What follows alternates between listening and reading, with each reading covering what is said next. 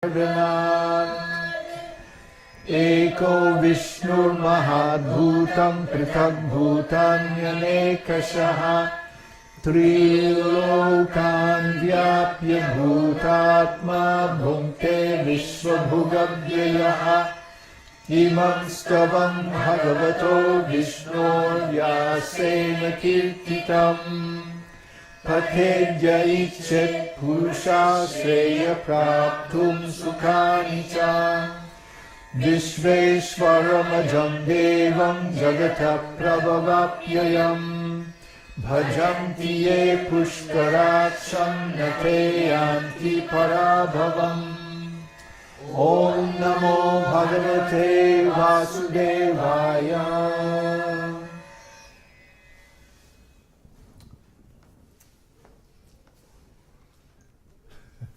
Wow. What planet are we on? What dimension is this?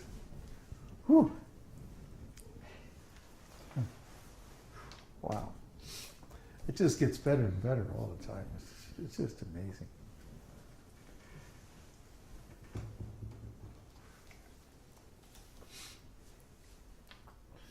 Any questions or?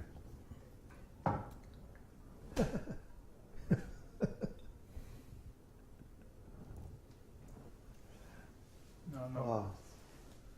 That is so great. Holy name, huh?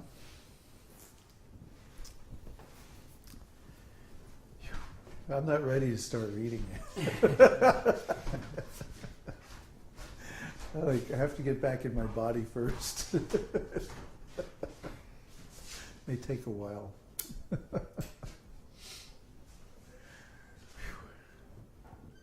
Krishna.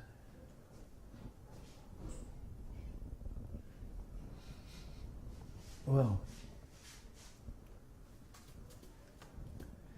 Krishna, Krishna, Krishna. Okay.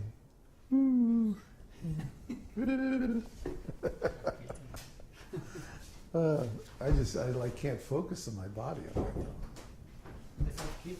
Huh? Oh, we're supposed to preach now.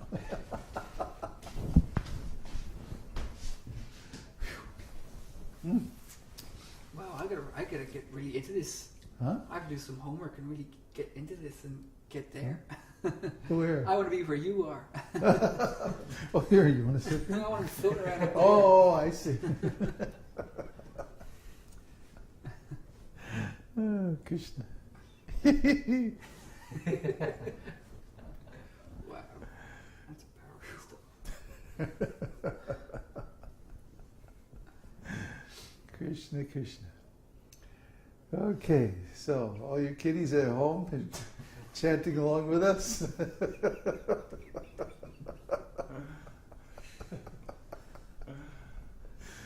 Woohoo.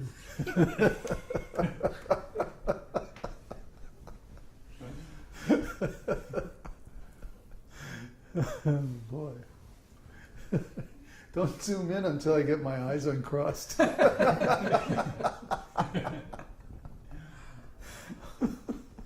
Oh, boy.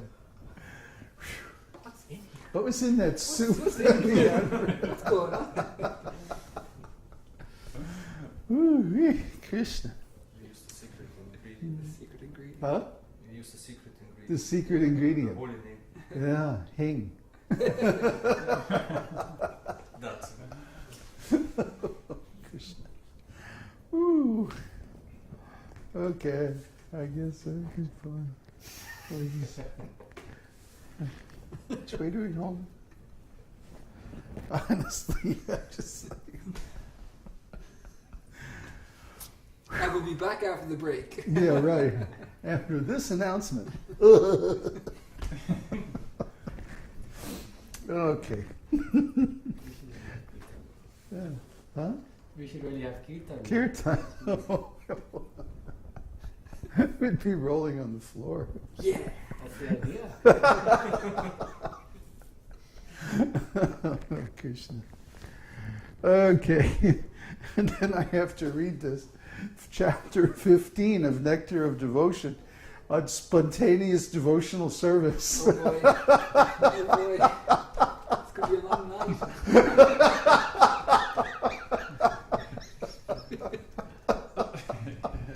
It's going to be fun transcribing this one.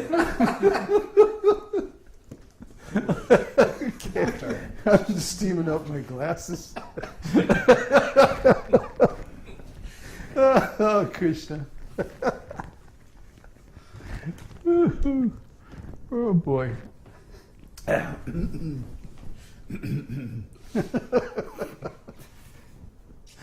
Oh, boy. Examples of spontaneous hysteria. Okay, come on, go. Okay.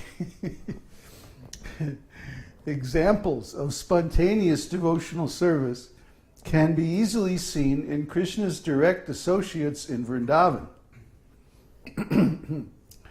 The spontaneous dealings of the residents of Vrindavan in relationship with Krishna are called rāgānugā. These beings don't have to learn anything about devotional service. They are already perfect in all regulative principles and have achieved the spontaneous loving service of the Supreme Personality of Godhead. They're not the only ones.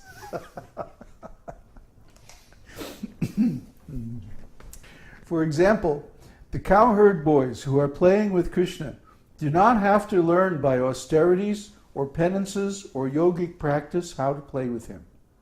They have passed all tests of regulative principles in their previous lives, and as a result they are now elevated to the position of direct association with Krishna as his dear friends.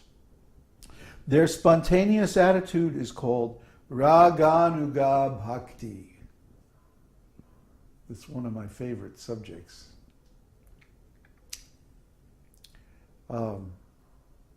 If you look around on the internet, you know, there are all these different groups that are promoting bhakti.